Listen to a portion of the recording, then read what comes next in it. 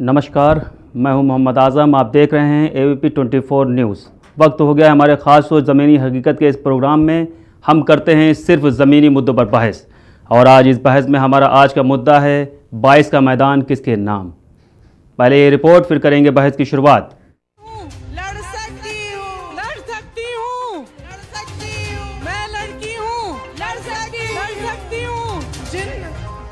विद्यार्थियों ने और जिन लोगों ने जॉब्स के लिए परीक्षाएं दी और किसी वजह से वो परीक्षा रद्द हो गई या पेपर का लीक हो गया, इसके लिए भी हमने खूब सोचा है कि हम किस तरह से मदद कर सकते हैं और हमने उसमें लिखा है, तो 3-4 में सब हम पब्लिक में डालें। आप सब हिंदू हो, हिंदुत्ववादी नहीं। और ये देश हिंदुओं का देश है, हिंदुत्ववादियों का नहीं। सरकार तो वही, चेहरे बदले। 2017 के पहले प्रदेश के अंदर क्यों नहीं होता था? कारण साफ था, गरीब का पैसा कहां जाता था। उस समय की सरकार में जो लोग बैठे हुए थे, गरीब का पैसा हड़प जाते थे।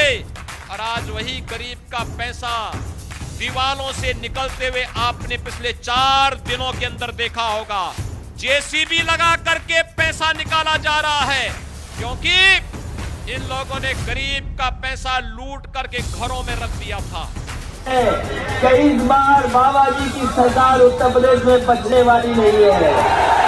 हम गठबंधन तो दूसरी पार्टियों से करने की बजाय जो सर्व समाज है, जो में जो दबे कुचले लोग हैं, गरीब है, किसान है, मजदूर है, छोटे व्यापारी है, अन्य मेहनतकश लोग हैं, इनका ही हम भाईचारे के आधार पर गठबंधन कर लें तो मैं समझती हूँ ज़्यादा बेहतर होगा और इसके लिए हमारी पार्टी प्रयासरत है। हम तराजू का वो पलड़ा है कि जिसका साथ देंगे वो तख्त पर बैठ जाएगा, हम जिसका साथ छोड़ देंगे वो तख्ते पर लेट जाएगा। 2022 में मुझे उम्मीद है जनता भारतीय जनता पार्टी का सफाया करेगी।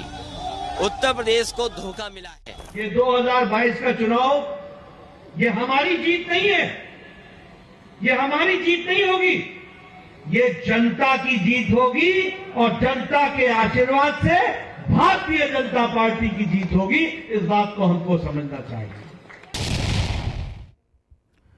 आइए जल्दी से आपका परिचय करवा दें। आज हमारे ख़ास मेहमान AIMIM से उज़मा परवीन, जिसे झांसी की रानी भी कहा जाता है। उज़मा जी, ABP 24 न्यूज़ पर आपका बहुत बहुत स्वागत है। भाजपा से हमारे साथ हैं ठाकुर नेहा सिंह, ABP 24 न्यूज़ पर। नेहा जी, बहुत बहुत स्वागत है आपका। हमारे साथ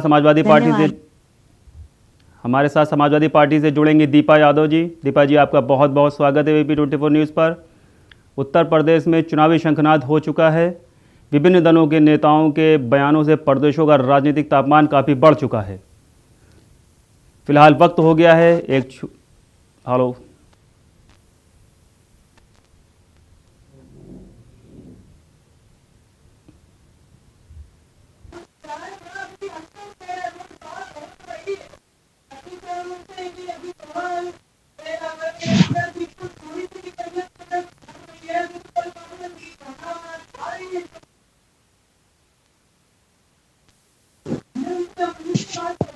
तो आइए सबसे पहले हम रुख करते हैं उज़मा परवीन जी की तरफ से।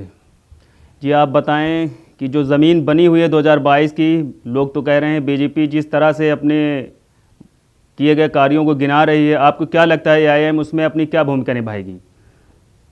आप देख रहे हैं जिस तरह से बीजेपी भारतीय जनता पार्टी रही है, तो वो कार्य गिनाए जिस वक्त कोरोना काल था, लॉकडाउन लगा हुआ था, लोग मर रहे थे और ऑक्सीजन की कमी थी हमारे देश के अंदर। यानी उत्तर प्रदेश खास तौर से आप ले लें, और उत्तर प्रदेश में भी ना जाएं, आप राजधानी लखनऊ में ही आ जाएं, ये हाथ थे और इन्हीं हाथों से 40 लोगों ने दम तोड़ा वो नहीं, मुझे नहीं पता वो किस जात के थे, किस धर्म के थे, लेकिन वो इंसान थे और वो सिर्फ उस वजह से उन्होंने दम तोड़ा क्योंकि उनके पास ऑक्सीजन नहीं था।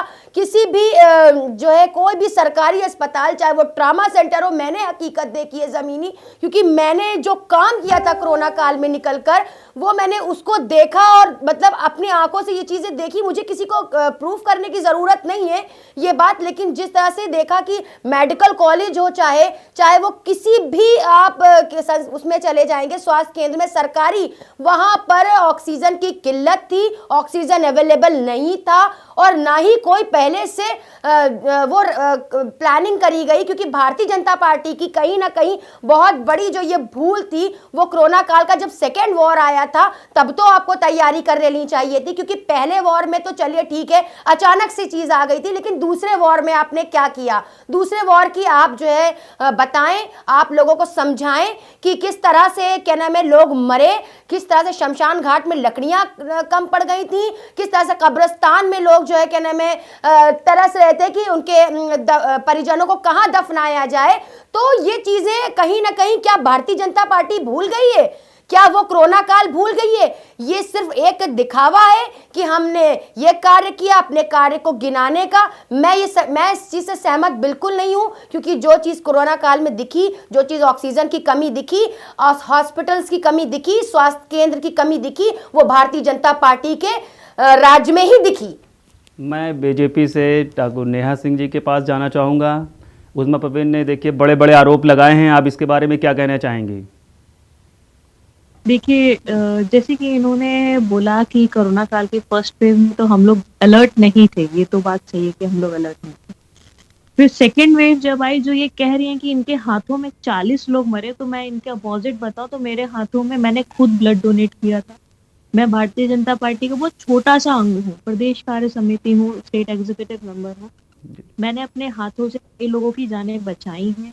जिस हद तक हम लोग से हो सकता था, हम लोग ने, मेरी खुद की बड़ी बहन was COVID positive and she was pregnant 9 month, उनकी डिलीवरी होने वाली थी।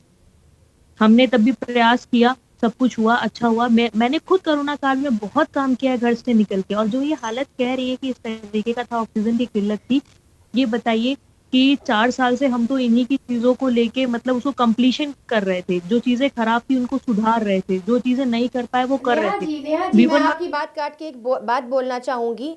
स्वास्थ्य केंद्र कहाँ है?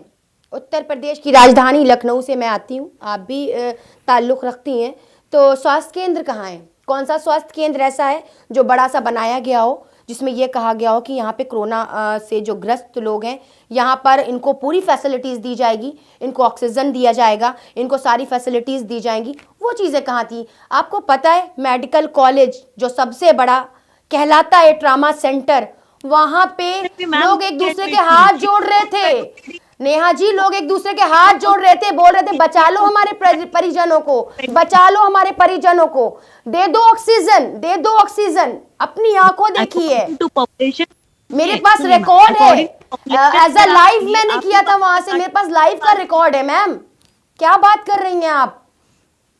चलिए मैं रुक करता हूँ दीपा यादव मैम के पास। सपा से हमारे पास दीपा यादव मैम हैं। आप बताइए लगाए गए आरोपों के बारे में आप क्या कहेंगी मैम? मैम मेरी आवाज़ आप तक आ रही है?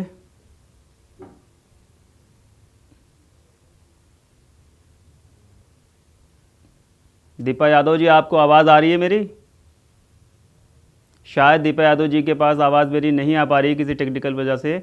मैं फिर से रुख करूंगा बीजेपी से हमारी नेहा सिंह जी की तरफ। जी, उज़मा परवीन जी ने जो कहा है इस बारे में क्या कहेंगे आप? हम यही कहेंगे कि जैसे ये बोल रही केजीएम में भी इन्होंने जमीनी हालत देखी, तो मैंने भी केजीएम में भी जमीनी हालत देखी। अकॉर्डिंग टू पॉपुलेशन, अगर आप ये बोले कि हम हॉस्पिटल 2 दिन में खड़ा कर दें, तो हम 2 दिन में हॉस्पिटल नहीं खड़ा कर सकते, बट टेम्परेरी हॉस्पिटल खड़े किए गए थे। जहाँ पे आपका डिफेंस एक्सपो लगा था, वहां पे टेम्परेरी हॉस्पिटल ओपन हुआ था। आपको भी याद होगा इस चीज के बारे में। कमांड अगर आप चले जाइए, कमांड का ऑफिसर आप मिलिए, वहां पे भी टेम्परेरी हॉस्पिटल खोले गए थे इन बुचरी ग्राउंड। शायद इनको उसकी जानकारी नहीं हो। मुझे जानकारी है क्योंकि मैंने बहुत काम किया कोरोना काल में। मैं 2 साल से बाकायदा आपके भारतीय जनता पार्टी के लोगों ने, आपके मुख्यमंत्री जी ने मुझे अवार्ड से नवाजा था, मुझे कोरोना योद्धा का अवार्ड दिया था। पर मुझे आपको अवार्ड से नवाजा, बिल्कुल आपने बहुत अच्छा काम किया, कोई उसमें कहने की बात नहीं। अगर आप मेरी आईडी भी बोलेंगे, single day I was not at my home. मेरी बहन प्रेग्नेंट थी तब भी मैं रोज घर के बाहर जाती, मेरे घर में भी दिक्कत थी तब भी हम भी घर से निकल रहे थे। बट अगर आप एक छोटे बच्चे को, मेरा एक छोटा बच्चा 1.5 साल का बच्चा, मैं उसे छोड़कर परमानेंट जाती थी, लोगों के लिए निकलती थी। आपके राष्ट्रीय अध्यक्ष कहाँ थे? इंडिया छोड़ के चले गए थे क्या? आपके राष्ट्रीय अध्यक्ष कहाँ थे उस वक्त? हमारा मुख्यमंत्री ऑन रोड था, हमारे कार्यकर्ता आपके ऑन रोड होने से मतलब नहीं है, आप तो रोड पे होंगे, बट आप रोड पे होंगे, लेकिन आप ये देखिए कि आपने किया क्या स्वास्थ्य के नाम पर। आप ये क्यों भूल जाते हैं कि आपने स्वास्थ्य के नाम पे कुछ नहीं किया? आज स्वास्थ्य के नाम पे कुछ किया ही नहीं है। ये क्यों मर गए, इतने लोग क्यों मर गए? इसका जवाब कौन देगा? इसका जवाब कौन देगा? इसका जवाब आपके मुख्यमंत्री जी देंगे। इसका जवाब मुख्यमंत्री जी देंगे आपके। हमारी जनता की जो हमारी जनता की रेस्पॉन्सिबिलिटी बनती थी वो मैंने किया, आपने भी किया एज अ नागरिक होने के नाते। पार्टी के कहाँ थे उस वक्त? आप बैठ के ट्विट खेल रहे थे। ट्विट तो जो लोग खेल रहे थे वो तो दिख ही रहा था कि कौन ट्विट खेल रहा है, कौन क्या कर रहा है। जमीनी हालत बहुत बदतर थी और बहुत नजदीक से मौत को लोगों ने देखा और लोगों ने मौत का मजा चखा। आपने देखा है तो मैंने भी देखा है ma'am. You are not the only one working in during the time of corona. मैंने तो उसको बिल्कुल देखा। मेरे हाथों में जो जिन्होंने दम तोड़ा ना, उन्होंने ऑक्सीजन की कमी से तोड़ा दम। नहीं था ट्रामा सेंटर में, नहीं था मेडिकल कॉलेज में, क्या नाम है, नहीं था बलरामपुर में ऑक्सीजन। जो बड़े बड़े आपके स्वास्थ्य केंद्र वहां नहीं था, वहां नहीं था। मेडिकल कॉलेज में कितने लोग एडमिट थे? कितने लोग थे? कोई तादाद ही नहीं थी, कोई तादाद ही नहीं थे। आंकड़ा बताइए। आंकड़ा इतने ऊपर जा चुका था कि लोग सड़क पर पड़े थे। एक्सक्यूज मी मैडम, मेरे पास लाइव है, मैं आपको बिल्कुल सबूत के साथ दिखाऊंगी। लोग रोड पे पड़े थे, लोग रोड पे पड़े थे, स्ट्रेचर पे पड़े थे, कुछ लोग गाड़ी में बैठे थे और कह रहे थे बचा लो, दे दो ऑक्सीजन हमें, दे दो ऑक्सीजन हमें। कैसे नहीं? आपके मुख्यमंत्री, कैसी आप बातें करती हैं? आपके मुख्यमंत्री की लापरवाही थी। आपने दोबारा अलर्ट क्यों नहीं हुए? जब एक बार कोरोना वॉर का आपका पता चल गया था कि ठीक है सेकंड वॉर आने वाला, तो आप अलर्ट क्यों नहीं हुए? आपने स्वास्थ्य केंद्र क्यों नहीं खोले? मुझे ये बताइए। और लोगों को भी मौका देता हूं। कांग्रेस से हमारे साथ से मैम जुड़ी हुई हैं। मैं कांग्रेस से, आप, मेरी आवाज आ रही है मैम? मैम आवाज आ रही है मेरी? दीपा यादव मैम, आवाज आ रही है मेरी?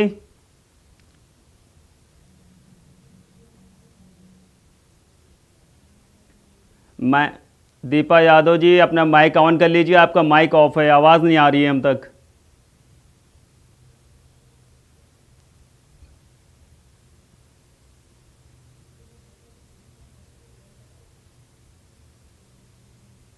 चलिए, जब तक मैम की आवाज़ नहीं आ रही मैं बात करता हूं बीजेपी मैम से। हाँ मैम, इनकी बातों का क्या जवाब देना चाहेंगे? उसमें परवीन जी जिस तरह से आरोप लगा रही हैं, आप इसके बारे में क्या कहना चाहेंगे? सिर्फ स्वास्थ्य ही मुद्दा रह गया है क्या? वही तो, सिर्फ कोरोना काल ही इनके पास एक मुद्दा है। 2022 के चुनाव को लेकर आप 2000 के बाद प्रधानमंत्री की बात, आपकी प्रधानमंत्री का एक स्लोगन था, जान है तो जहान है। जब तक हमारी जान नहीं होगी तो हम कोई विकास नहीं देख पाएंगे, जब तक हम खुद महफूज नहीं होंगे तब तक कुछ नहीं देख पाएंगे। मुख्यमंत्री ने काम किया है। अगर ये बताइए, अगर आप, मैंने क्यों आपसे आंकड़ा पूछा? मैंने आंकड़ा आपसे कुछ जेन्युइन सोच के ही पूछा कि आप आंकड़ा बताइए कि आप लोहिया और बलरामपुर जैसे अस्पतालों की आप बात कर रहे हो। आंकड़ा तो था ही नहीं। आंकड़ा मरने वालों के आंकड़े आपको जमीनी हकीकत छुपाई गई। एक मिनट, आपके भारतीय जनता पार्टी के लोगों ने हमेशा आंकड़ा छुपाया। अगर आंकड़ा 20,000 का था तो उसको घटा के 2,000 कर दिया, 1,000 कर दिया। आपको क्या पता है? आंकड़ा तो इतना था कि बाहर। आपको क्या पता? आपको क्या पता? आपको आंकड़े आपको नहीं पता। मरने वालों 2022 का चुनाव सिर्फ कोरोना पर होगा क्या? छुपाए गए, मरने वालों के आंकड़े छुपाए गए। मैं ये जानती हूँ जो मरा उसका आंकड़ा छुपा दिया गया, उसको पता नहीं चला कि वो कहाँ गया। नाली में, नदियों में आपने लाशें बहा दी, नालियों में, नदियों में लाशें बहा दी। हेलो दीपा यादव जी, आवाज आ रही है मेरी? आप पूछना क्या जी दीपा यादव जी, आप मेरी आवाज सुन पा रही हैं? उत्तर प्रदेश में इतनी मौतें हुई हैं, कोई जी आवाज आ रही है मैम, आपकी आवाज आ रही है? सरकार के पास कोई आंकड़ा नहीं। आपकी सरकार ने आंकड़ा छुपाया है। आप मेरी आवाज सुन पा रही हैं? बोला है, मुख्यमंत्री जी ने ये साफ कहा है कि हमने किया काम, कोई काम मैम, नहीं जिस किया। तरह से हम जनता बीजेपी ने और काम किया। AIMIM मैं तो उसको तैयारियां किसी कर पार्टी रही से हैं, नहीं एक थी। दूसरे को मैं तो स्वास्थ्य के किसी बारे में पार्टी घेर से रही नहीं हैं, थी। इसको लेकर सपा क्या कहना चाहेंगे आप? सपा से आप क्या कहना चाहेंगे? 2000 जी जी जी जी जी जो भी कोरोना काल में हुआ जी वो जी बहुत ही अफसोसजनक है। जी बीजेपी सरकार ने जितना पैसा एडवर्टीजमेंट में लगाया, अगर उतना पैसा वो किसी की जान बचाने के लिए, ऑक्सीजन के लिए लगाती तो शायद हमारे यहाँ कोई भी जाने न जाती। दीपा यादव जी का साफ आरोप है कि प्रचार पर पैसा ज्यादा खर्चा किया। दीपा यादव जी का साफ आरोप है बीजेपी पर, क्या कहना चाहेंगे? प्रचार तो शुरू ही नहीं हुआ था। कौन सा प्रचार? एक रिंगटोन लगाने से क्या प्रचार? कोरोना काल में के पास नहीं, लेकिन दीपा यादव जी रिंगटोन का आरोप तो लगाया भी नहीं इन्होंने अभी आप तो। मुझे सिंगल प्रचार बता दीजिए जो कोरोना काल में हो रहा हो। सिर्फ एक प्रचार हो रहा था कि आप वैक्सीनेशन लीजिए। अगर उसे भी अगर ये बोलते हैं कि बीजेपी का प्रचार है तो इनकी ये गंदी मानसिकता है। वो लोगों को जागरूक करने के लिए वो प्रचार किए जा, ना कि वो भारतीय जनता पार्टी का प्रचार हो रहा था। मैम, और किस तरह के प्रचार की बात कर रही हैं मैम आप? प्रचारों की ही पार्टी है, वो कभी भी बेसिक चीजों पे, मुद्दों पे काम ही नहीं करती है। अगर वो पहले से ही हॉस्पिटल ऑक्सीजन, जैसा कि मैम ने कहा कि पहली लहर आई थी तभी सरकार को सतर्क हो जाना चाहिए, लेकिन सरकार सतर्क नहीं हुई। सरकार लोगों को भरने के लिए, रैलियों के लिए बसें लगा रही है, लेकिन दूसरे स्टेट से उनको उनके घर तक पहुंचाने के लिए बसें नहीं लगाई गई। लोग अपने मासूम बच्चों, किसने लगाई? आप बहुत गहरे आरोप लगा रही हैं दीपा यादव जी, बहुत गहरे आरोप लगा रही हैं। खड़े हुए थे, हमने लोगों के पैरों में चप्पलें पहनाई हैं। जो लोग उधर से माइग्रेट होके आ रहे थे, कितनी बसें लगी थी भारतीय जनता पार्टी और भाजपा की सरकार की तरफ से, आपको नहीं पता? नौता के नाते आप सोच के देखिएगा कि टीवी चैनलों में कैसे दिखाया गया।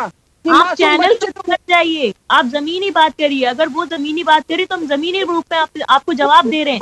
आगरा एक्सप्रेस वे पे हम लोग पर डे खड़े होते थे, पर डे, सिंगल डे। हम लोग का ऐसा नहीं चाहता था कि हम लोग आगरा एक्सप्रेस वे पे ना। दीपा यादव जी आपका कैमरा ऑफ आ रहा है, अपना कैमरा प्लीज चेक करिए।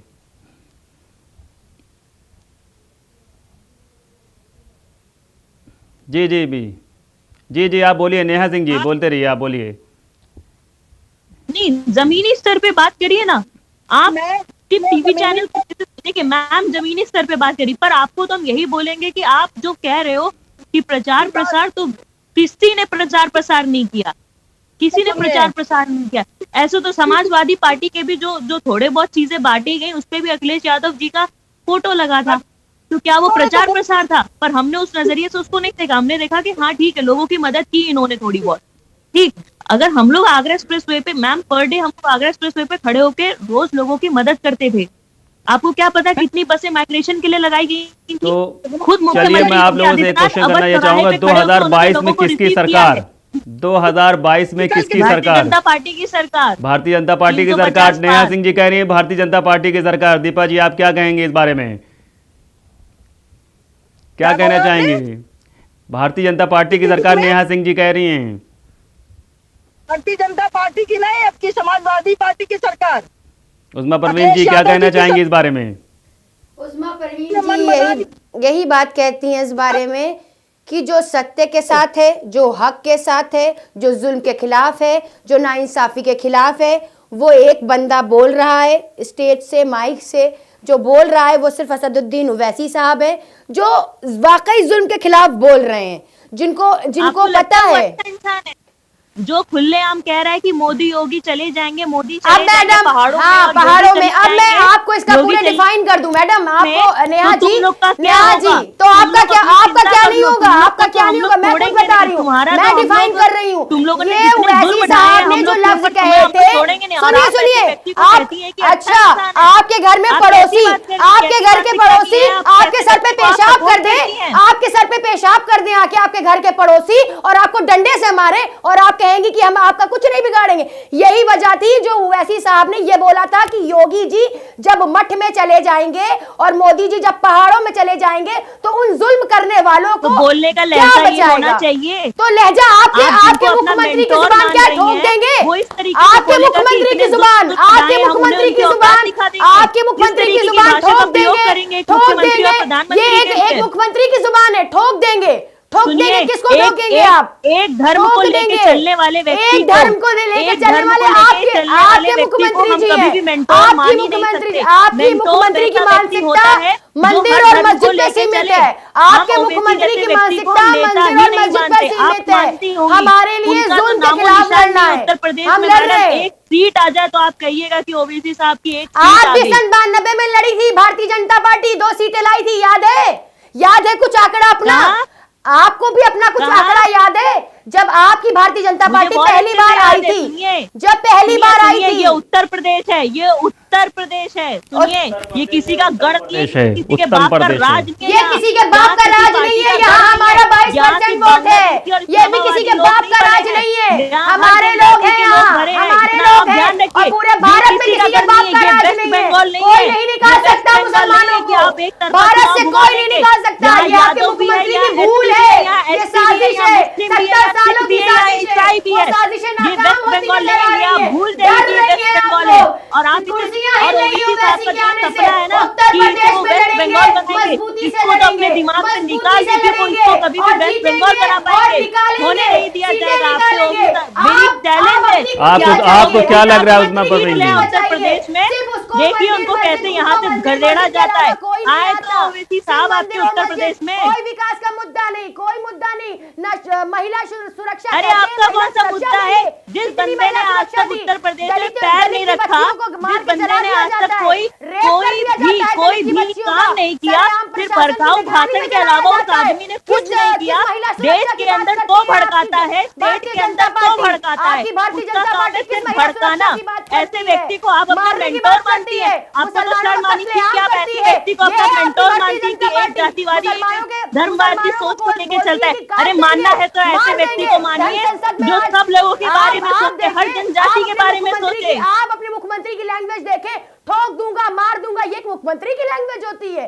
कैसी बात करती है भाई? वो पुराने वीडियो थे, अभी के वीडियो आपने देखे, वो एक मजार में भी गए थे, वो अलग चीज है, वो भाई है। उसके बाद भी वो मजार में गए थे बुलाने के बाद। मजार और मंदिर सब जाएंगे, सब जाएंगे। मैंने क्या बोला? ये वेस्ट बंगाल नहीं है, ये उत्तर प्रदेश है, ये किसी के बाप का राज नहीं है। यहाँ पे उत्तर प्रदेश हमारा, जनता चाहेगी उसको जनता लाएगी। हमारी जनता है यहाँ, हमारे लोग हैं यहाँ, हमारे लोग हैं यहाँ, हमारी सीटें आएंगी, सब रहते हैं और सबको पता चल जाएगा कि क्या होना है। पर मेरा आपको खुला चैलेंज है, आपको कहेंगे आप 2022 का भी चुनाव क्या सिर्फ और सिर्फ धर्म जाति के ऊपर होगा?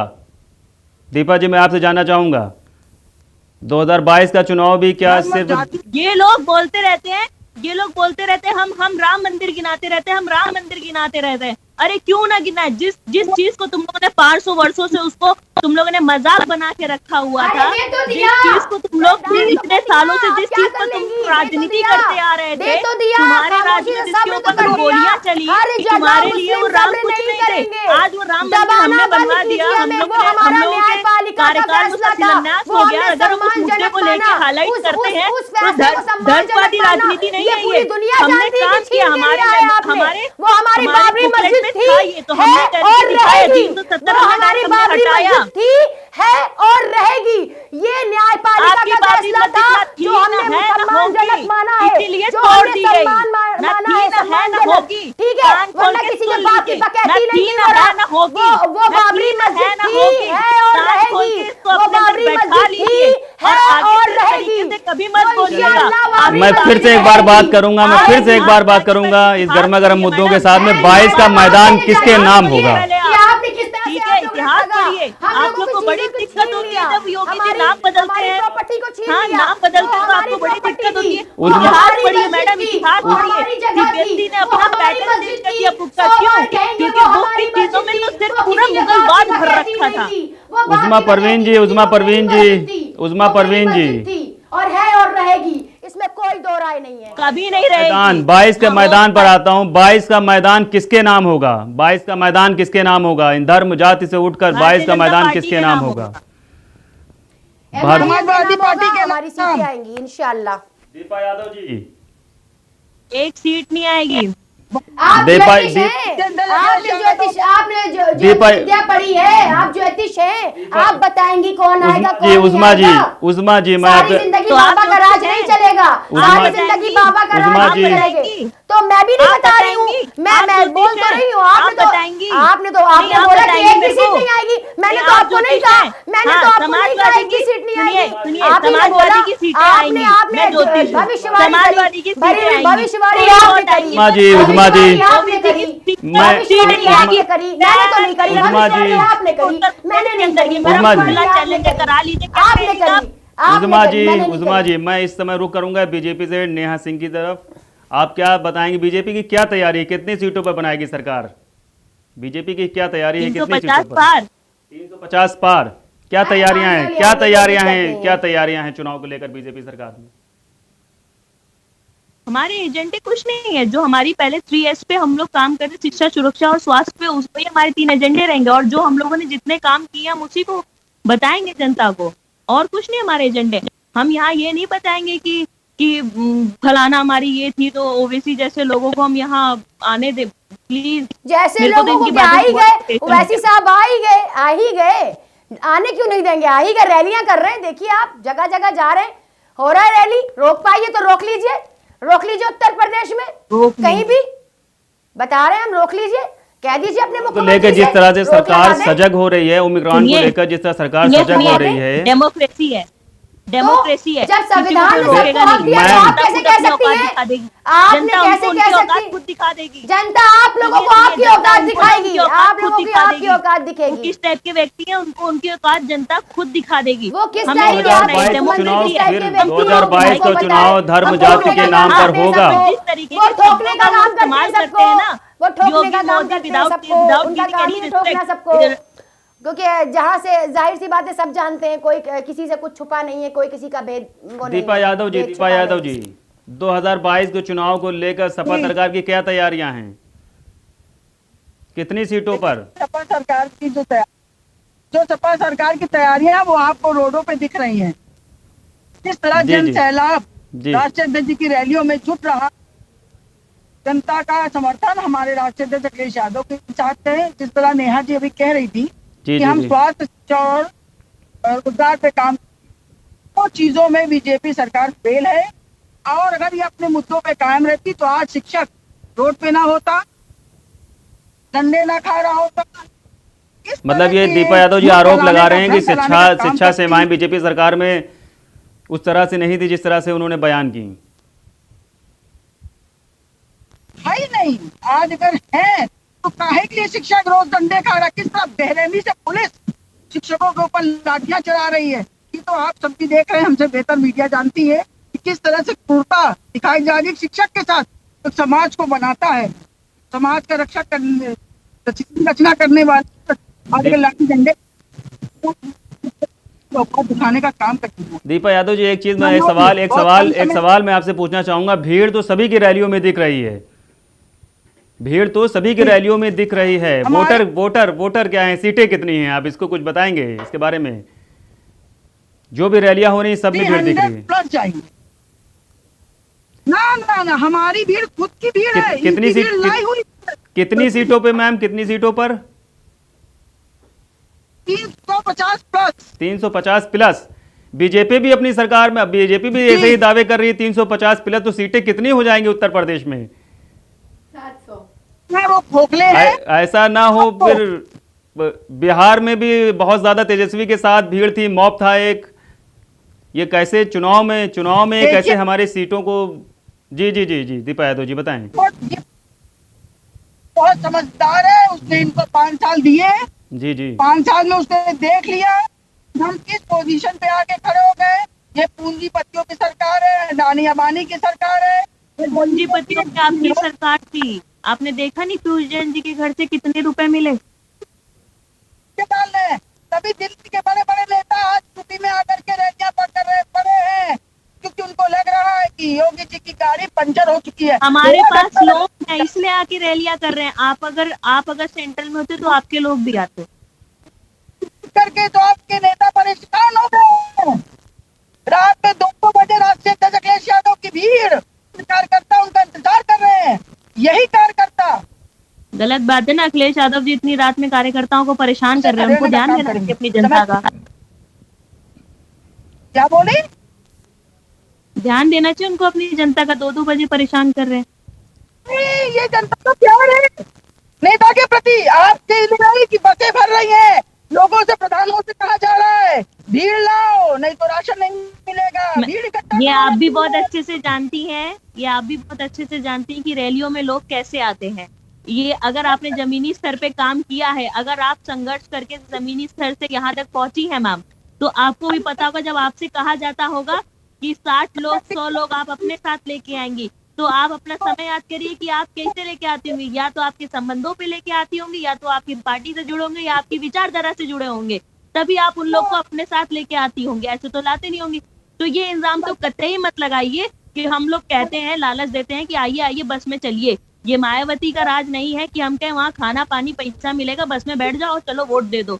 जो हमसे प्यार करता है, हमारी विचारधारा से प्यार करता है, हमें समझता है, वो ही रैली में आके खड़ा होगा। नेहा सिंह जी मैं पूछना चाहूंगा, जो कोरोना के संक्रमण को देखते हुए आप लोग चुनावी तैयारी ही करेंगे या कोरोना के बचाव के लिए भी कोई काम उठाएं, कोई कदम उठाएंगे? क्यों रैलियां तो बिल्कुल भरपूर चल रही हैं, ऐसे में जो संक्रमण फैल रहा है उसको लेकर क्या कहना चाहेंगे आप लोग? क्या तैयारियां हैं कोरोना को लेकर?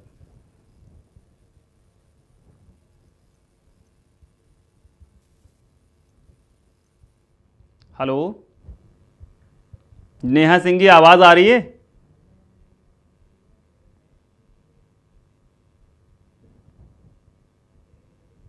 अच्छा, चलिए मैं रुख करता हूं उज़्मा परवीन जी की तरफ। क्या तैयारियां आपने, जैसे कि तैयारियां बताई हैं AIMM के लिए, तो इस बारे में क्या आप कहना चाहेंगे? सभी सीटों पर आप लड़ेंगे, सभी सीटों पर विजयी होंगे आप? आपको लगता है? अभी जिन सीटों पर लड़ रहे हैं, हमें इंशाअल्लाह उम्मीद है कि हमें विजय प्राप्त होगी, हमें कामयाबी मिलेगी। लेकिन हमारा मुद्दा जो होगा, वो सबसे पहला मुद्दा ये होगा कि आज जो अल्पसंख्यक को हमें नाम पुकारा जाता है और हमारे मुस्लिम समाज को उसमें से कहीं निकाल कर फेंक दिया गया है, तो सबसे पहला हमारा जो मुद्दा होगा, जो हमारे साथ जो जुल्म हुआ है, मॉब लिंचिंग हुई है, लिंचिंग के नाम पर जो किया गया है, जुल्म किया गया है, पहले तो आज हमें अपना वजूद बचाना है। हम विकास तो जब ही देख पाएंगे जब हम बचेंगे। हम ठीक है, जब हमारे लोगों को मार दिया जाएगा तो कैसी बिजली, कैसा विकास, कैसा रोजगार, कैसी शिक्षा? वजूद बचाएंगे अपने लोग, हम लोग। और जो 18% हम कहते हैं, कहीं ना कहीं हमारा 22% वोट है जो ऑन रजिस्टर्ड नहीं दिखाई देता है लोगों को।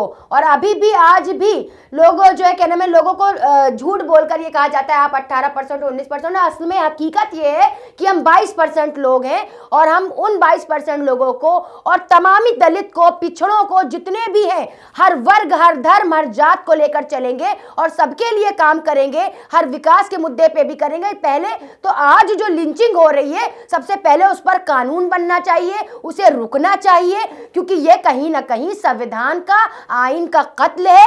क्योंकि अगर भारत में आप देखेंगे आर्टिकल, अगर आप देखेंगे 14, तो उसमें सबको समानता दी गई है, बराबरी का अधिकार दिया गया है। लेकिन कहीं ना कहीं आज हमारे मुस्लिम समाज को उससे वंचित किया जा रहा है। तो आज जो लड़ाई है वो अपने वजूद को बचाने की बंदी है ज़मीनी हकीकत में। कल फिर इसी वक्त मिलेंगे किसी नए मुद्दे के साथ। तब तक के लिए मोहम्मद आजम को दीजिए इजाज़त। बाकी देश दुनिया की तमाम दूसरी खबरों को देखते रहिए ABP 24 न्यूज़ के साथ।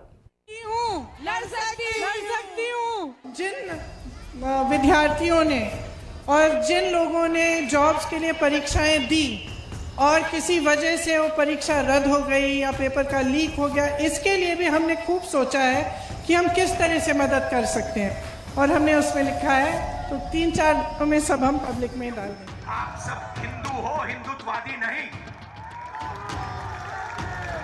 और ये देश हिंदुओं का देश है, हिंदुत्ववादियों का नहीं। मैं आज पूछना चाहता हूं, सरकार तो वही है, चेहरे बदले।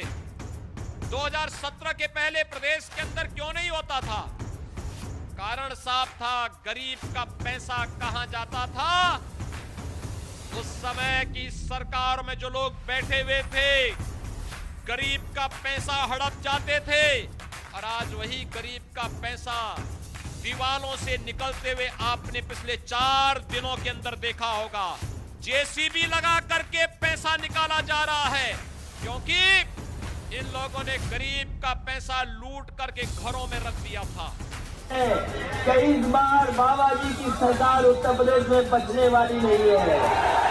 हम गठबंधन तो दूसरी पार्टियों से करने की बजाय जो सर्व समाज है, जो में जो दबे कुचले लोग हैं, गरीब है, किसान है, मजदूर है, छोटे व्यापारी है, अन्य मेहनत कश लोग हैं, इनका ही हम भाईचारे के आधार पर गठबंधन कर लें तो मैं समझती हूँ ज़्यादा बेहतर होगा और इसके लिए हमारी पार्टी प्रयासरत है। हम तराजू का वो पलड़ा है कि जिसका साथ देंगे वो तख्त पर बैठ जाएगा, हम जिसका साथ छोड़ देंगे वो तख्ते पर लेट जाएगा। 2022 में मुझे उम्मीद है जनता भारतीय जनता पार्टी का सफाया करेगी। उत्तर प्रदेश को धोखा मिला है। ये 2022 का चुनाव ये हमारी जीत नहीं है, ये हमारी जीत नहीं होगी, ये जनता की जीत होगी और जनता के आशीर्वाद से भारतीय जनता पार्टी की जीत होगी।